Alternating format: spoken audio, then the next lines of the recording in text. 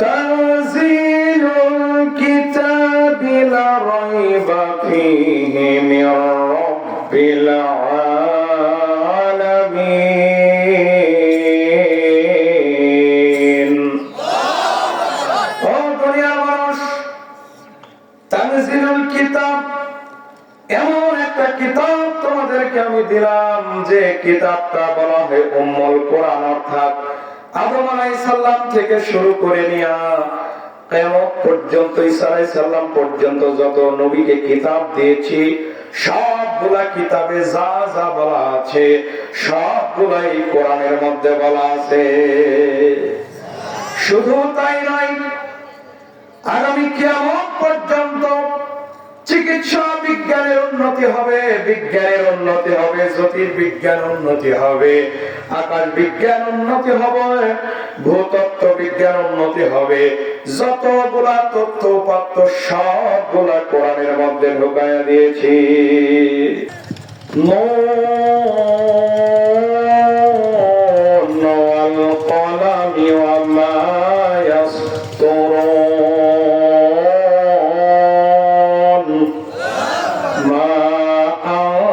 বিনি'মাতি রাব্বিকা বিমাজনুন।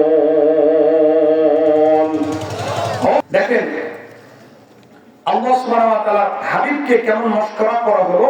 সূরা মুতাফফিফিন 30 নম্বর আয়াতে সেটা আল্লাহ সুবহানাহু ওয়া তাআলা বলছেন, 29 এবং 30 নম্বর আয়াত মুতাফফিফিন। ইন্নাল্লাযীনা আজরামু কানু মিনাল্লাযীনা আমানু ইয়াদহাকুন। দেখেন, ইন্নাল্লাযীনা আজরামু কানু মিনাল্লাযীনা আমানু ইয়াদহাকুন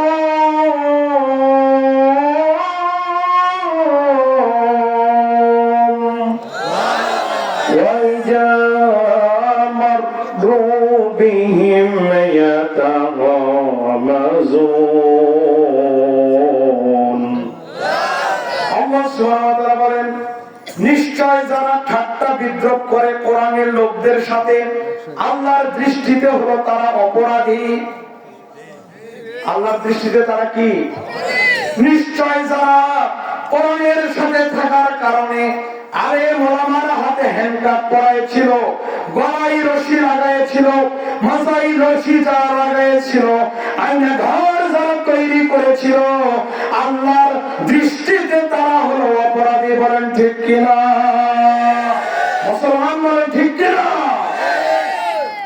প্রাণের ভাইয়েরা আমার, লক্ষ্য করেন, এই নবীকে আল্লাহ সুবহানাহু ওয়া তাআলা কোন মুসলমানের জন্য পাঠায় নাই, কোন বংশের জন্য পাঠায় নাই, কোন গোত্রের জন্য পাঠায় নাই। আল্লাহ সুবহানাহু ওয়া তাআলা সমস্ত দুনিয়ার মানুষের জন্য নবীকে পাঠাইছেন। আরেকবার বলেন সুবহানাল্লাহ। قل يا أيها الناس إني رسول الله إليكم جميعا। সমস্ত মানুষের জন্য আমি নবী রাসূলকে পাঠাইছি। বলেন না সুবহানাল্লাহ। এখন নবী হলো এই সংক্রান্ত বিষয়ে আরো 50টা আয়াত আমার আছে, এত বলার সুযোগ নাই। মাত্র 2টা আয়াত নবী সম্পর্কে বলে আমি পরের আলোচনায় চলে যাব। কয়টা আয়াত বললাম ভাইরা? এবার আসুন 8 নম্বর পারা সূরা আনাম 161 নম্বর আয়াত। قل إنني هداني ربي إلى صراط مستقيم। الله أكبر। قل নবী, এই দুনিয়ার মানুষ যারা আছে, বাগবারাবাসী আমার সামনে যারা আছে, নবী তাদেরকে বলে দিন, ইন্নানি হাদানি, নিশ্চয় আমাকে কোন পথে কিভাবে, কোন পথ কোন রাস্তা দিয়ে কিভাবে চলবো, এই গাইডলাইনটা দিয়েছেন জোরে বলেন তো কে? রব্বি দিয়েছেন, এই পথটা দিয়েছেন রব। আর এই যে পথে আমি আল্লাহ সুবহানাহু ওয়া তাআলা চলতে বলেছেন, এই পথে চলাটাই রবের নির্দেশিত পথ, আর এটাই হলো সিরাতুল মুস্তাকিম, মানে জান্নাতের পথ। বলেন না সুবহানাল্লাহ। এই আয়াতের তাফসীর একটু করে যাই, তাহলে ভালো বুঝবেন। আল্লাহ সুবহানাহু ওয়া তাআলা বলেন, ও নবী আপনি বলেন, ইন্নানি হাদানি, মানে আল্লাহ নবী বলছেন যে আমি নিজের থেকেই কোন পথ আবিষ্কার করে তৈরি করে, নতুন কোন পথ আমি নিজের থেকে তৈরি করে, এটা এই পথের উপর আমি চলার ক্ষমতা আল্লাহ আমাকে দেয়নি। হাদানি, আল্লাহ সুবহানাহু ওয়া তাআলা যে পথটা দিয়েছেন এই পথেই আমাকে চলতে হবে। নতুন ভাবে কোন পথ তৈরি করে আবিষ্কার করে যদি আমি চলি, তাহলে সেটা সিরাতুল মুস্তাকিমের পথ নয়। সুবহানাল্লাহ বলতে পারেন না? তার মানে কি? তার মানে আল্লাহ সুবহানাহু ওয়া তাআলা যে নির্দেশিত পথ কোরআন দিয়েছেন, এর বাইরে যাওয়ার ক্ষমতা স্বয়ং নবীকেও দেওয়া হয় নাই। সুবহানাল্লাহ বলতে পারেন নাই? আর তুমি কিসের টলটু বল্টু আগামী দিন তুমি এমপি হওয়ার ধান্দা করতেছো? একদল খাইছে আরেক দল খাওয়ার জন্য তৈরি হয়ে আছে, যারা বলেন ঠিক না?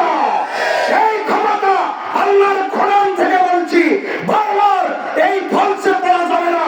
মুসলমান আগামী দিন কোরআন নিয়ে, হাদিস নিয়ে যারা আপনাদেরকে ডাক দিবে, তাদের কাছে ঝাঁপিয়ে পড়ার জন্য কারা কারা রাজি আছেন দুহাত তুলে আল্লাহকে দেখা।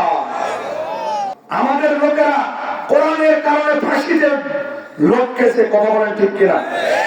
আপনি জানেন না জেলখানায় ফাঁসি কার্যকর হবে রাত 12টায়, 9টায় বাবাকে জীবিত জেলখানায় রেখে ফাঁসি হবে বাবার 12টায়। ছেলে জীবিত বাবাকে রেখে জানাজার উদ্দেশ্যে যাচ্ছে, জানাজার থেকেও তাকে গ্রেফতার করার চেষ্টা করা হয়েছে। এই দেশ সেটা। আর একজন এসে বলছে আমি এমপি হবো, অত সোজা নয়, একবারে সুযোগ দেবেন না। এখানে যে দলই হোক, কোরআন যারা জানে, যে দল এখানে কোরআনের দল, একবার ডাক দিবে তার জন্য জীবন দেওয়ার জন্য তৈরি হয়ে থাকবেন ইনশাআল্লাহ। এবার আসুন আর একটা আয়াত বলবো না, আমরা সামনে যাব, আর একটা আয়াত বলে সামনে চলে যাবো ইনশাআল্লাহ। আল্লাহ সুবহানাহু ওয়া তাআলা বলেন, قُلْ مَا كُنتُ بِدْعًا مِنَ الرُّسُلِ وَمَا أَدْرِي مَا يُفْعَلُ بِي وَلَا بِكُمْ إِنْ أَتَّبِعُ إِلَّا مَا يُوحَى إِلَيَّ وَمَا أَنَا إِلَّا نَذِيرٌ مُبِينٌ।